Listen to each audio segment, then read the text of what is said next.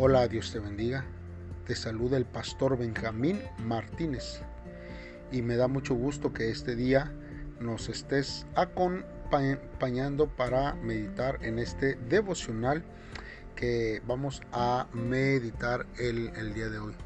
Siempre la palabra de Dios es un sustento para nuestras vidas, así que le invitamos para que usted pueda cada día buscar de la presencia de Dios.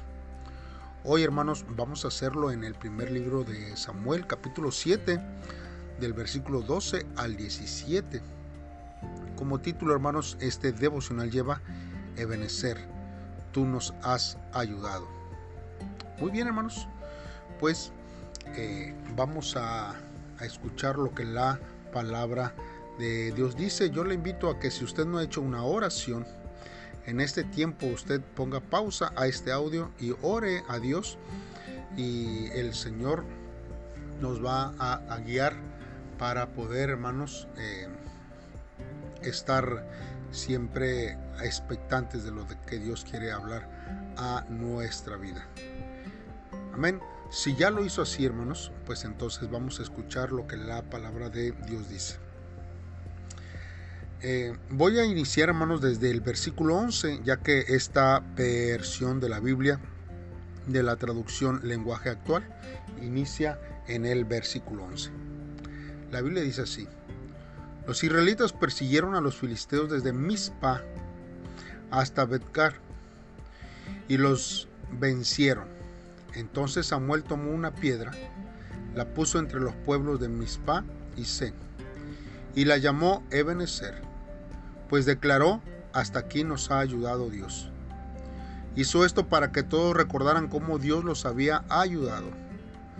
Mientras Samuel vivió, Dios mostró su poder contra los filisteos, y estos ya no volvieron a invadir la tierra de Israel. Por el contrario, los israelitas recuperaron las ciudades y territorios que los filisteos les habían quitado, desde Ecrón hasta Gat. Así fue como hubo paz entre los israelitas y los habitantes de Canaán. Cada año Samuel visitaba las ciudades de Betel, Gilgal y Mizpa.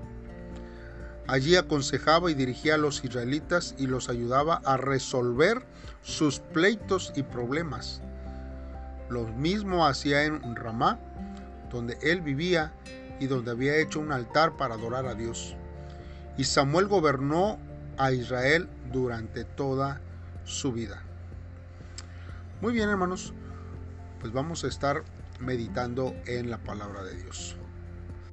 Vamos a recapitular, hermanos, unos minutitos, unos versos atrás, y necesitamos nosotros ver, hermanos, que el arca, hermanos, fue llevada a Kiriat Jearim, una ciudad, hermanos, cercana al campo de batalla, para custodiarla. Y a Eleazar, hermanos, se le dio la responsabilidad de cuidarla. ¿Por qué no fue, hermanos, regresada al tabernáculo en Silo, hermanos? Probablemente, hermanos, esto fue debido a las acciones perversas de los sacerdotes. Silo, hermanos, había sido capturada y destruida por los filisteos en una batalla anterior. El tabernáculo y todo el inmobiliario, hermanos, estaba aparentemente a salvo, porque nosotros leemos que durante el reinado de Saúl fue establecido en Nob, y en Gabaón durante los reinados de David y de Salomón. Sin embargo, hermanos, Silo no se vuelve a mencionar en los libros históricos del Antiguo Testamento. La nueva casa de Samuel fue Ramá, su lugar de nacimiento, hermanos.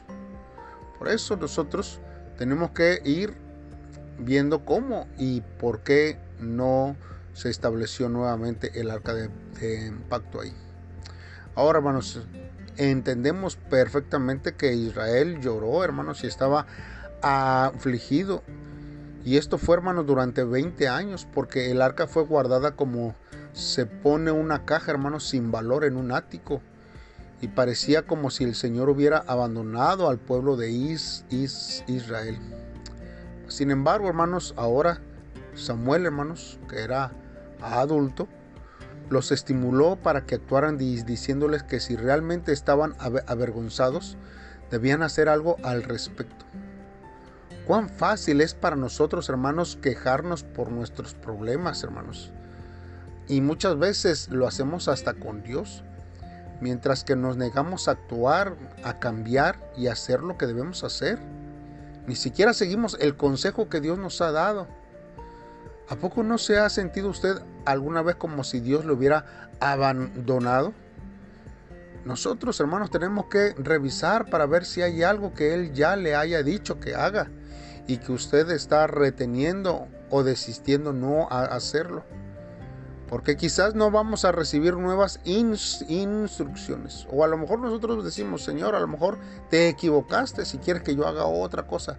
Esperaré, Señor, para que cambies de idea y entonces ahí sí yo te pueda obedecer.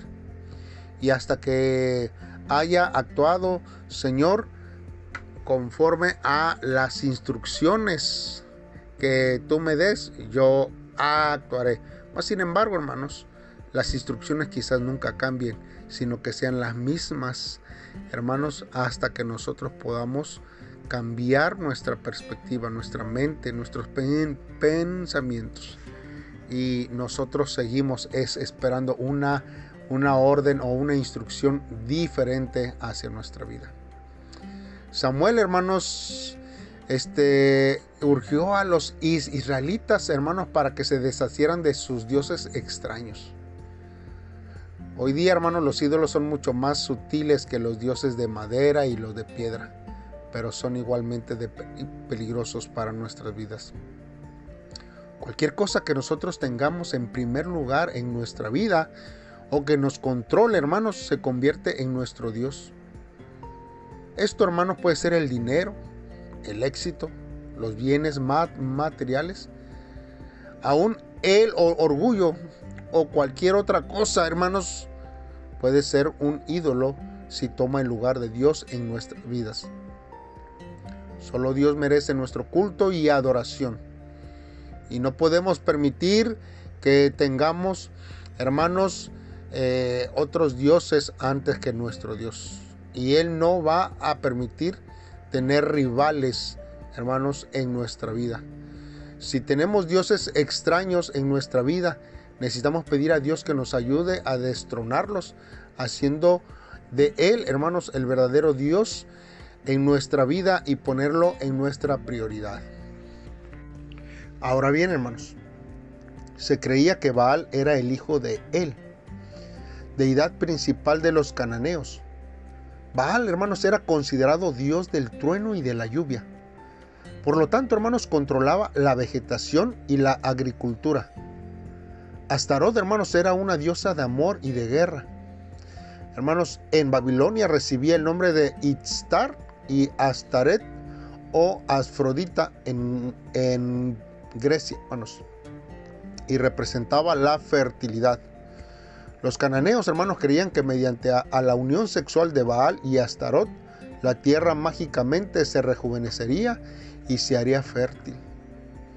Mizpah, hermanos, tenía también un significado especial para la nación israelita.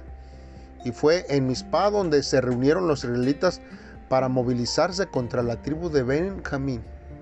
Fue allí donde Samuel, hermano, fue designado para ser juez. Y Saúl, el primer rey de Israel, fue identificado y presentado al pueblo. Hermanos, y esto, hermanos, es interesante porque las ubicaciones de las ciudades nosotros nos va a servir para continuar un estudio ferviente de la palabra de Dios. Ahora, lo que Samuel, hermanos, hizo al derramar agua en la tierra delante de Jehová, hermanos, era una señal de arrepentimiento por el pecado, volver de la idolatría y decidir obedecer exclusivamente a Dios. Samuel, hermanos, llegó a ser el último de una larga línea de jueces o líderes de Israel, hermanos, que comenzó en los días cuando Israel conquistó la tierra prometida. Hermanos, nosotros podemos ver esta lista de jueces refiriéndose a este cuadro, hermanos. Por ejemplo, lo vemos en Jueces, capítulo 2. Un juez, hermanos, era tanto un líder político como religioso. Dios era el líder de Israel mientras que el juez era el vocero de Dios para el pueblo y el administrador de justicia a través del país. Mientras algunos de los jueces hermanos de Israel confiaron más en sus propios juicios que en el de Dios, la obediencia, hermanos, de Samuel y su dedicación a Dios lo hizo ser uno de los más grandes jueces de la historia de Israel. Por eso, hermanos, los israelitas tuvieron grandes dificultades con los filisteos. Nosotros vemos la historia del pueblo de Israel una y otra vez, y hay muchas dificultades, pero hermanos, Dios los rescató. En respuesta, hermanos, el pueblo puso una piedra como recordatorio de la gran ayuda y liberación de Dios. Durante los momentos difíciles, nosotros debemos de recordar los momentos cruciales de nuestro pasado, para que nos ayuden, hermanos, en el presente. Al recordar las victorias pasadas de Dios, podemos nosotros ganar confianza y fortaleza para el presente.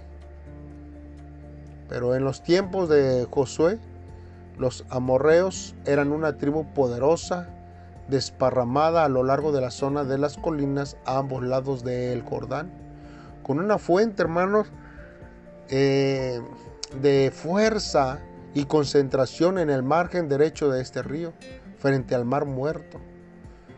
En el contexto, hermanos, que nosotros vemos en el versículo 14, vemos que los amorreos es otro nombre general para todos los habitantes de Canaán que no eran israelitas.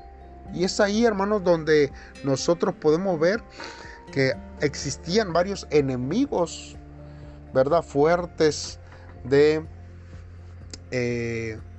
los israelitas. Y todo esto, hermano, nos trae a nosotros, como vemos que Samuel pone, ¿verdad?, dentro de este tiempo que nos habla y dice: hasta aquí nos ha ayudado nuestro Dios. Dios ha sido bueno. ¿Y cuál es muchas veces la paga que nosotros hacemos cuando recibimos algo bueno? Gratitud, agradecimiento, fidelidad. Por eso, hermanos, nosotros tenemos que ver que tenemos que tener un símbolo de victoria siempre en nuestras vidas, un recordatorio, que cuando veamos un cuadro, un texto, recordemos nosotros a nuestra vida que es de donde nos sacó Dios. Y también necesitamos ver, hermanos, cuáles son las áreas de nuestra vida y de la fe, hermanos, que nosotros debemos de imitar de estos versos de Samuel en este punto. Y así, hermanos, vivir conforme a los principios bíblicos que Dios establece para que su pueblo viva fortaleciéndose en todo momento. Los enemigos van a estar ahí siempre, hermanos. Ellos estarán presentes, rodeándonos, hermanos, pero si nosotros confiamos en Dios, nosotros seremos más que victoriosos. Así que vamos a hacer una oración a Dios, pidiéndole que Él sea el que nos ayude. Señor, en esta hora nos acercamos delante de ti, sabiendo, Señor, la fidelidad que tú brindas, Señor, para tus hijos, para tu pueblo. Hoy, Señor, sabemos que tú eres fiel y nosotros te damos las gracias porque nos has guiado, nos has ayudado hasta el día de hoy. Tú eres Dios, Ebenezer. Y confesamos, Señor, que por tu presencia que hoy, Señor, está en mí, puedo disfrutar del gozo y de la paz aún en momentos de dificultad, de prueba y de lucha. Señor, ayúdanos a andar por la senda de tu llamamiento. Y, Señor, que haya un deseo siempre fervoroso de serte fiel mientras tú nos des vida en este tiempo.